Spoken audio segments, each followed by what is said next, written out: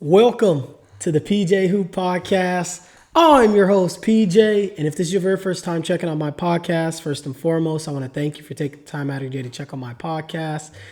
This is the first regular season episode of the PJ Hoop Podcast. If you've been following me all summer long, the episodes from this point until the end of the NBA season are going to be a lot more structured than what they were over the summer. And if you were following me last year, you already know the 4 parameters that I go over week in and week out and the 4 segments I touch on. But if this is your first time checking it out, and if you only follow me during the summer, you didn't see any of my regular season episodes last year, let me give you the segments that I go over week in and week out. The first being a segment called PJ's Echelon. Now in PJ's Echelon, it's essentially my power rankings, and I'll give you guys the parameters for that in a second because that's going to be the first segment we go over. The second segment that I go over is a segment I like to call What's New. Now, in What's New, essentially, it's me giving you guys some type of NBA news, some type of NBA like statistical news, or it simply could just be me ranting about something. Another segment that I go over is Games of the Week. Now, in Games of the Week in the past, essentially what that entailed was me giving you guys games I enjoyed watching or games that had some type of like significance to it. This year, we're still going to use those 2 same parameters for Games of the Week, but also I've decided that I'm going to actually start adding college basketball games to this segment because I also watch college basketball as well. And we talk about college on here. So I'm like, I just think it's only appropriate for me to start featuring that in my week-to-week segment if I find a game that I want to talk about with you guys. Today's episode, we actually are going to talk about a college basketball game, so you're not going to want to miss that. I kind of deep dive a little bit and kind of talk about the 2 prospects in that game. And then the last segment that I go over is called In the Lab. Now, in the Lab, I'm essentially touching today's NBA's rookies. I'm talking about high school, college, or international basketball during that segment. I just want to let you guys know this is being recorded November 11th, 2025. Today is Tuesday. So anything that happens, and it's about 4 o'clock right now. So anything that happens past 4 o'clock, I won't feature on this episode. Obviously, we know Nico Harrison got fired today. I'm not really going to cover that because I think that was just a foregone. You know, that was guaranteed to happen, right? So I'm not going to waste time talking about that. And then also, obviously, Sacramento, the Kings have decided that, at least from what I was reading, it looks like they're getting ready to start blowing up their team a little bit. But anyways, I don't want to spend any time talking about those 2 things at all today because even during my season preview episode for the Sacramento Kings, I talked about how they should blow it up. But I want you guys to understand this too before I get started, that I'm trying to keep my episodes between 25 to 35 minutes. So there's a lot of information that I personally, absorb throughout the week and just throughout basketball. But again, I'm trying to be respectful of you guys' time and of my time. So if there's things that I don't basically highlight in my podcast episode, that is why, because I'm trying to respect your time and my time. And I don't want these episodes to be no hour and a half. And I feel like I do a really good job at even cramming a lot of stuff into you guys in 25 to 35 minutes. So yeah, just keep that in mind as I go through all my segments, my power rankings, what's new, games of the week, and in the lab.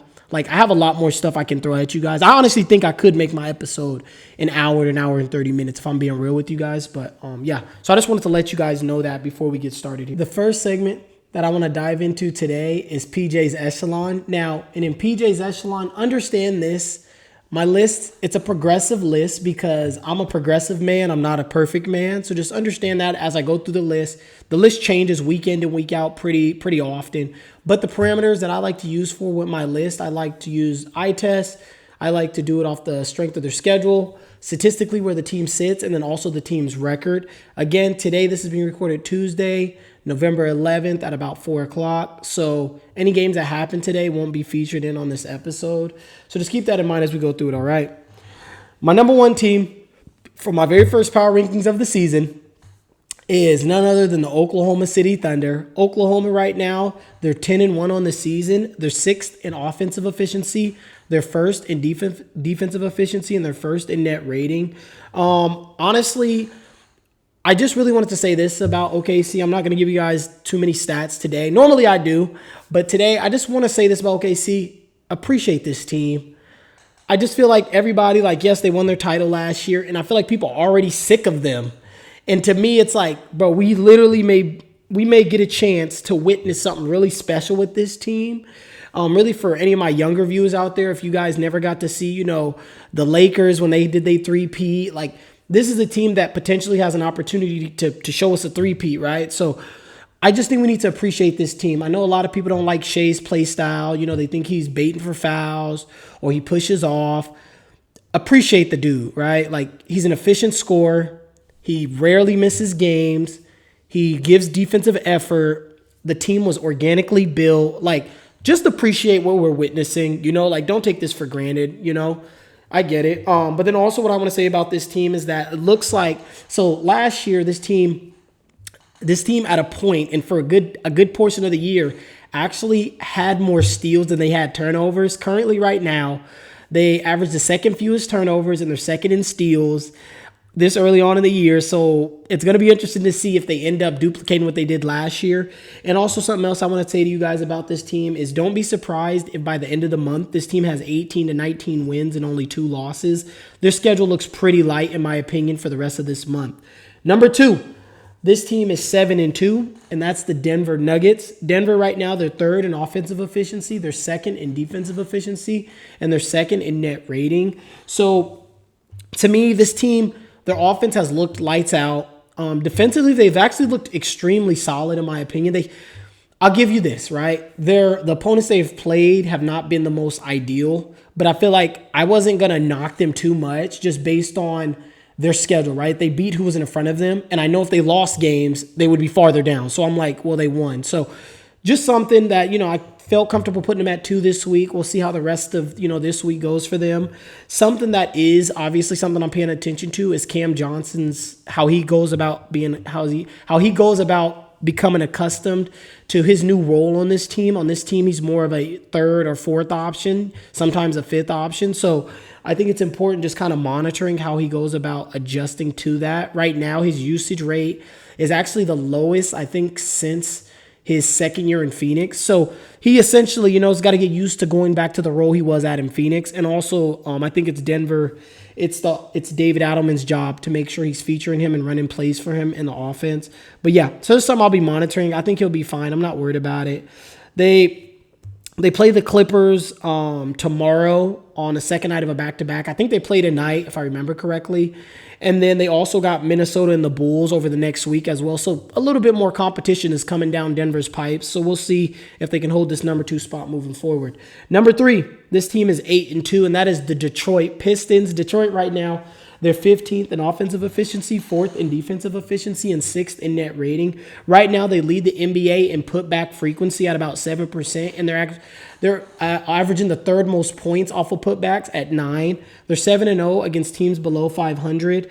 And Cade right now is 2nd in the NBA in 4th quarter scoring at 11 points on 7 attempts and shooting 53% from the field during the 4th quarter. He's 1st in clutch time scoring at about 5 points a game. And the clutch is defined as the last 5 minutes of the game and the game being within 5 points. Cade right now is the 2nd best player in the Eastern Conference, in my opinion, right behind Giannis. And also, I want to give some love to Jalen Duren. Jalen Duren, if he continues to do what he's doing, I think Jalen Duren is an all-star this year. Number 4, this team is 6-3, and that is the Houston Rockets. Houston right now, they're 1st in offensive efficiency, 8th in defensive efficiency, and 3rd in net rating. They're 1st in three-point percentage. They're shooting lights out. They're shooting 43% from 3. They actually take the fewest threes in the NBA at 29. They're 1st in ISO frequency at about 10% a game, and they average the 4th most points per possession out of the ISO at about 11.5%. At about 10.5 points out of the ISO. And I want to show some love to Reed Shepherd because Reed has actually looked a lot more comfortable since the month of November has started. Small sample size, but right now he's averaging 12 points, and his shooting splits, he's shooting 57% from the field, 58% from 3. But yeah, he looks a lot more comfortable, so I think Reed will be okay. I wasn't worried about him. My friend was giving me a hard time about him on opening night, but I told him, don't worry, Reed will be okay. Number 5, this team is 8-3, and that is the Los Angeles Lakers. LA right now, they're 9th in offensive efficiency, 23rd in defensive efficiency, and they're 17th in net rating. So the reason why I have this team ranked so high, outside of them being 5-3 against teams above 500, they've just shown a lot of heart, in my opinion. A lot of heart, a lot of grit. Luka has missed X amount of games. Austin Reeves has even missed a few games, and they end up winning the game without Austin Reeves. Like, this team has just shown a lot of heart, and something that I will be monitoring is they do average the fewest points, the fewest bench points in the NBA at 25, but also their bench plays the fewest minutes. Bench player averages about 15 minutes a game. So just something I'll be monitoring just workload-wise on the starters. You know, how long can they keep up? And the King is coming back really soon. Number 6, this team is 7-4, and that is the Cleveland Cavaliers. Cleveland right now, they're 8th in offensive efficiency, they're 12th in defensive efficiency, and they're 9th in net rating. So originally, before I made my final copy, I actually had Cleveland higher up, but I put him back down lower because this team, I felt like last night, they should have won the game last night, even though they're in Miami, and they spent, I'm assuming they had a game Saturday, but part of me feels like they spent Saturday night or Sunday in Miami, so you know, I understand things happen when you're in South Beach. But anyways, this offense is really starting to heat up, in my opinion, and also players are getting healthy. DeAndre Hunter's playing lights out, man. Shout out to DeAndre Hunter, and shout out, of course, to Donovan Mitchell and Evan Mobley. All three of those players are playing very well right now. I think this offense is going to for sure be way higher than 8th, probably by next week, if I'm being honest to you guys. And I expect them to be higher on my list sometime next week. The competition also that they've played thus far also played into why I didn't rank them higher. They played teams who didn't have some of their key players. And I feel like they kind of got lucky to beat the Bulls because the Bulls was on the second night of a back-to-back. But they did lose to the Heat. And like I said, I'm not holding that against them. And also, they're allowing the 6th best three-point percentage from their opponents at 38%. So that's something that I'll be monitoring moving forward. Number 7, this team is 8-2, and that is the San Antonio Spurs. San Antonio right now, they're 7th in offensive efficiency, 5th in defensive efficiency, and they're 5th in net rating. I want to give them some love because last night, Wemby had a stellar fourth quarter, but this team showed a lot of grit. The last minute and 30 seconds of the game, they went on a 10-0 run against Chicago, against the solid Chicago Bulls team. They allowed the 8th fewest field goal attempts per game at 87 a game. They do play the 5th slowest pace in the NBA right now, so I'm interested to see if De'Aaron Fox being back, if that ends up ramping up, or what kind of play style they decide to go with their full lineup. They allow the 6th lowest field goal percentage as well in the NBA at 45%. They do give up the 2nd best three-point percentage in the NBA, though, at 40%. They got Golden State on a back-to-back. At home starting tomorrow, and Steph Curry's back, so I'll be paying close attention to those games between those two teams this week. Number 8, this team is 6-3, and that is the New York Knicks. New York right now, they're 2nd in offensive efficiency, they're 9th in defensive efficiency, and they're 4th in net rating. I know I kind of have them low, but that's just because I just want to see them dominate. I just feel like I haven't really seen them dominate in the fashion I was hoping for this Knicks team. They do got Memphis this week. They got the Magic, and then they got Miami in a home back-to-back. So one game in New York and then one game in Miami. The game in Miami will be over the weekend. The game in Miami is on next Monday. So, you know, New York's probably going to be in Miami over the weekend. So we'll see. I do want to see them go 4-0, though. In my opinion, if they're really about their business and they're taking this season very serious and they're trying to get that ring, like they need to sweep this week, in my opinion. They do lead the NBA in spot up frequency at about 33%, and they're first in points out of the spot up at 41 a game. They have not had any games decided by 3 points or less, so I really want to see how they manage close games with Mike Brown being their head coach. Number 9 is the Miami Heat. Miami, they're 11th in offensive efficiency, 7th in defensive efficiency, and 7th in net rating. I want to give a shout out to Noah LaRoche. I actually talked about him last year at the very beginning of the year when he was with Memphis, how I thought it was very interesting, his offensive philosophy, basically running very little pick and roll. But anyways, right now they're averaging the 3rd lowest pick and roll right now, and pick and roll frequency is only at 5.5%. They're 7th in field goal percentage out of the pick and roll when they do run it at 45.5%. So look, I didn't have Miami in the playoffs because I believe Bam and Tyler Hero were going to be injured. And I mean, they both Bam's I think only missed about 1, maybe 2 games. Tyler Hero's been out, but they're 5-0 at home right now. And I really want to see how Noah LaRoche's offense looks in the playoffs. So I'm kind of hoping they make the playoffs. Number 10, this team is the Milwaukee Bucks. They're 10th in offensive efficiency, 21st in defensive efficiency, and they're 15th in net rating. Giannis is first in the NBA in fourth quarter scoring at 12 points a game, and his shooting splits are ridiculous. He's shooting 65% from the field, 55.5% from three. And I told you guys over the summer during my Milwaukee Bucks season preview that they're going to need some of these young guys to show up, and they have. I want to give a shout out to Ryan Rollins and give a shout out also to Cole Anthony because Cole Anthony's played well. I think Kevin Porter was going to play well for this team. Obviously got injured, but I think when he gets back, I think he's going to also give them a boost because, yeah, I think he's also going to. I talked about it more in the summer about him, but I'm not going to spend time right now. They're sixth in transition frequency at about 20.5%. They're first in pick and roll. The roll man and the pick and roll scoring, they're first in that, averaging 10 points a game, which obviously is big because probably Giannis probably is a bulk of these points. They're also third in pick and roll frequency at about 7% a game.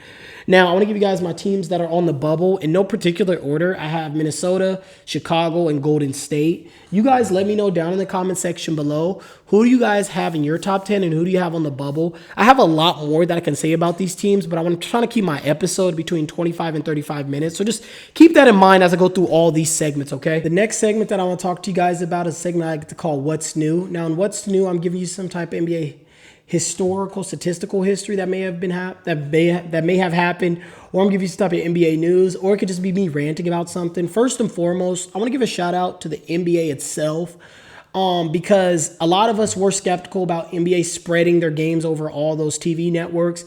So far, it's paid off. One, the TV networks have done a great job at the presentations they've shown us, but also the NBA's numbers back it up.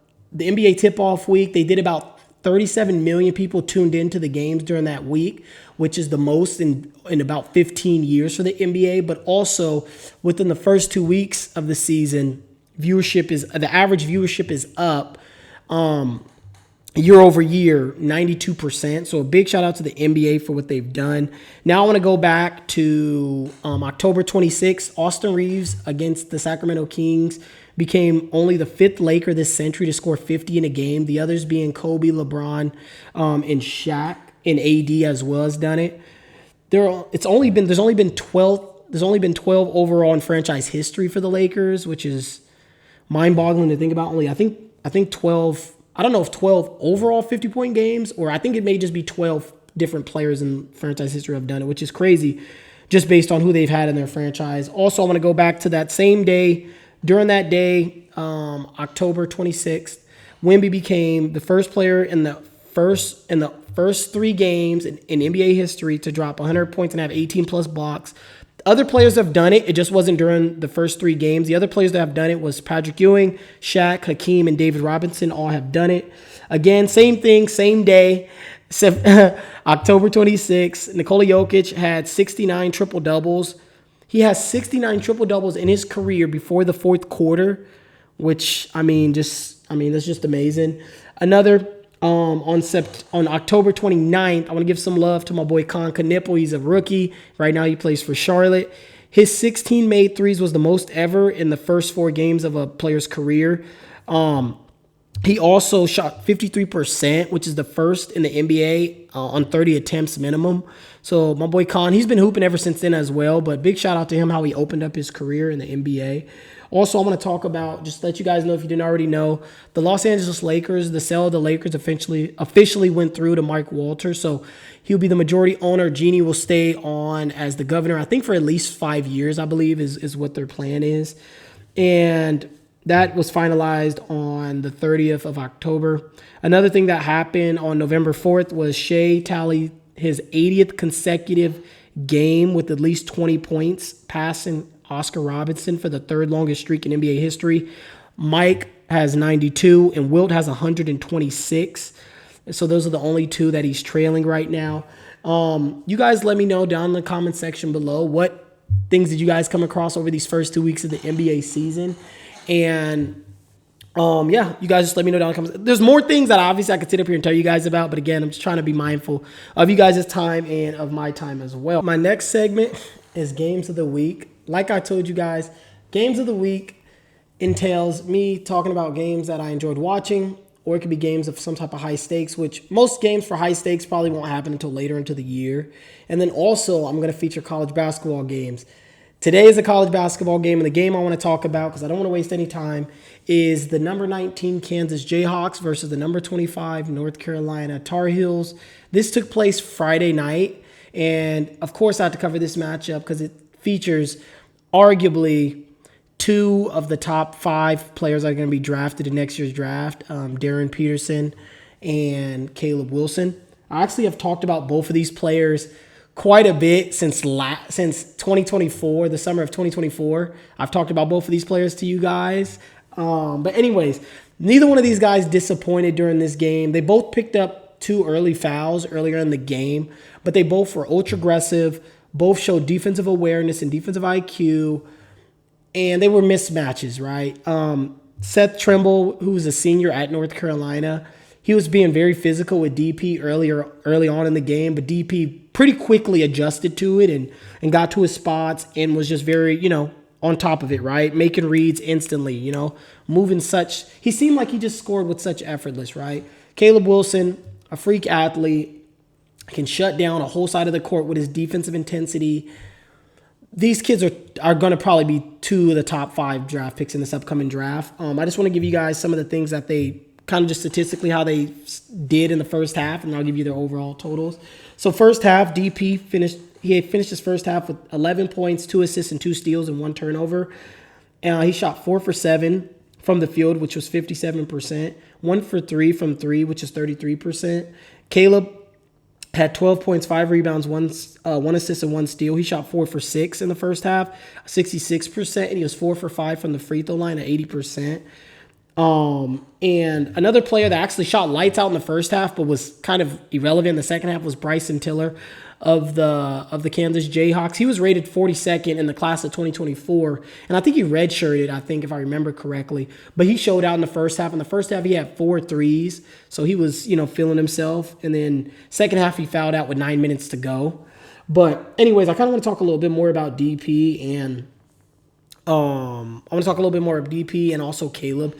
Darren Peterson is, I've said this to you guys, and I'll say it again if you guys never seen my videos, but he's for sure the most polished offensive player that's going to be coming out, offensive scorer that's going to be coming out. Caleb, I've talked about Caleb to you guys. To me, Caleb is like a souped up, like a more hybrid and a better version of Jeremy Grant. When I watch him, that's like kind of what I see a little bit. But he's obviously a better defender, and his offensive upside is higher as well. And he's obviously taller too. I think Caleb's like 6'10", 6'11". But he actually played on the EYBL with the Boozer Twins in the summer of 2024 for their EYBL team, and they won the Peach Jam. So like I said, I covered both of these dudes pretty extensive. I'm not going to do it right now in this episode with you guys. I'll kind of want to talk about the 2 teams a little bit. I think Kansas has a lot to work on. North Carolina, second half, looked like a whole different team. And if their center, I think his name is Henry Vassar. I think that's his name. He transferred from University of Arizona. He's a center.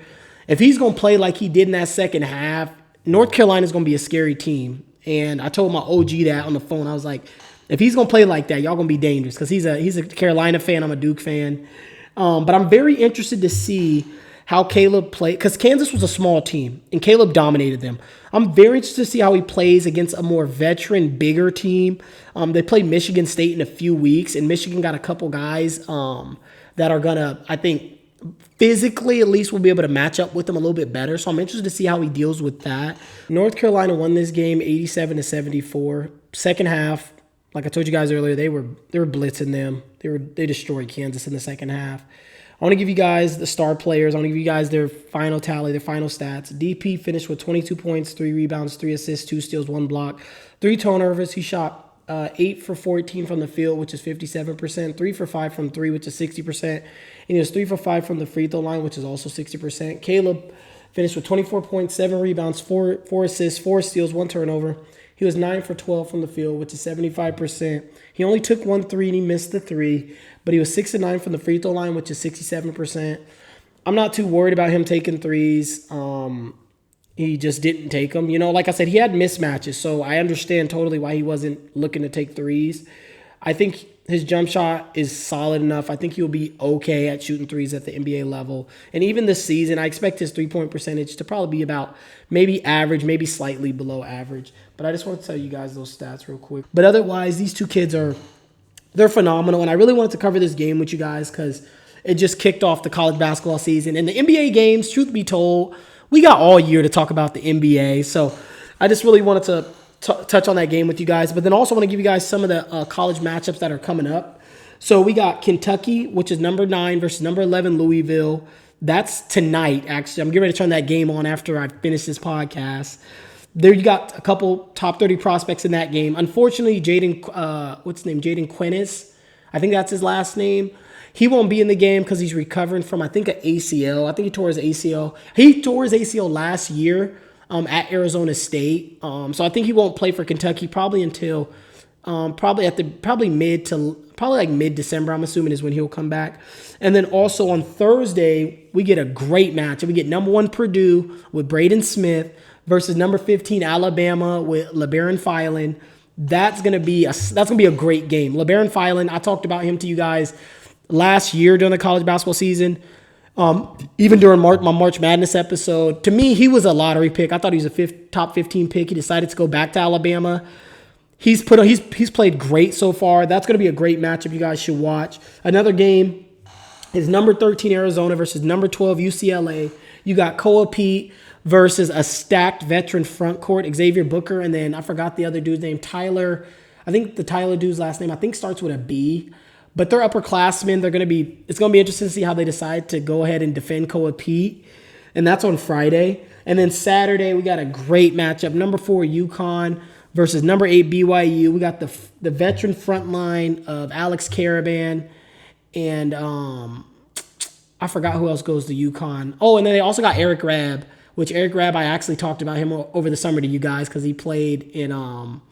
He played in FIBA basketball. He's from Germany. But he plays for UConn versus AJ DeBansa. And so, yeah, that's going to be a great matchup. That's number 4 versus number 8. That's Saturday. And so you guys let me know down in the comment section below. If you guys watch college basketball, what games are you guys looking forward to this week? Or what NBA games are you guys looking forward to this week? You guys let me know down in the comment section below. My last segment is a segment I call In the Lab. In the Lab, I'm talking about today's NBA rookies, high school, college, or international basketball. I want to show some love to the NBA rookies who've performed very well over these first 2 weeks of the season. Some of them have had stellar performances. Some of them have just been super steady and solid. I just want to give love to them as a group. So I want to show some love to Walter Clayton, to VJ Edgecombe, to my boy Cedric Coward, which Cedric was one of my draft sleepers. If you watch my draft preview episode, you'll know he's one of my sleepers. Con Knipple, Trey Johnson, Jeremiah Fears. Ben Sarif has shown flashes of playing well. Of course, Cooper Flagg has shown flashes as well. And there's other rookies that have played very well. But I just want to show some love to the NBA rookies as a group. I just want to show them some love. Dylan Harper, I just want to show them some love. They've played very well. Truly, best rookie class, like best start to the rookies' careers that I've seen from a group in a very long time. And it's hard to come into the NBA at 18, 19 years old. So I just want to show them some love. I also want to show some love to the college freshmen. They showed out their opening night. We had Cole Pete, who dropped a 30-piece on Florida. We had Darren Peterson against UConn. He played extremely well. And even his opening night, he was very efficient in that game too. AJ DeBansa had a very solid 21 points against Villanova. He has a really big game this Saturday against UConn. It's going to be fun. This is going to be, I feel like, obviously, barring injury, knock on wood, we're in for a stellar college basketball season, and I'm so excited because we're going to talk about it. We're going to talk about it a lot this year because last year I didn't talk about it as much as I should have, even though I was following it. We're going to make sure we cover it on this pod. So I just want to show some love to the to the freshmen in college basketball, and then also the NBA freshmen, the rookies of the NBA as well. Also, I kind of want to take a moment to talk about the number 1 rated player of the class of 2026, Tyron Stokes. He withdrew from Notre Dame High School in California. From what I read and what I understand, it's for disciplinary issues, which included an altercation with other students. And he was suspended from the basketball team, and he wasn't attending school in the week leading up to his withdrawal. So something just to be keeping the eyes out for with him. And I also want to show some love to the number one rated player in class of 2028, AJ Williams. He had a great opening game for his high school. He goes to Eagles Landing Christian Academy in Georgia. He had 52 points and 6 assists in his game. He's 6'6" right now. Probably is going to get taller. But I actually talked about him this last summer to you guys because he was showing out at the EYBL and he took his team to the championship game. So we'll be following him for the next few years because I think he's probably going to be a pro. And then the last thing that I want to kind of talk about from In the Lab with you guys, and this is something I could have put in what's new, but I felt like it kind of fit In the Lab a little bit more. So the managing director of the NBA Europe has announced the list of the 12 cities that are going to be in talk to be permanent members of the league. And they're targeting a 2027 start. So the countries that are going to be participating is going to be UK, Italy, Spain, France, Germany. They're all going to have 2 teams. And then Greece and Turkey are going to both have 1 team. So, yeah, that's all I got for you guys right now for In the Lab. You guys let me know down in the comment section below. What rookies did you guys enjoy watching? Do you guys have any bold predictions for any of the NBA rookies this year? Or even what college players or high school players are you guys going to be watching out for this year? You guys let me know down in this comment section below. But otherwise, thank you for watching the PJ Hoop Podcast. I'm your host, PJ, and I'll see you next week. PJ is out.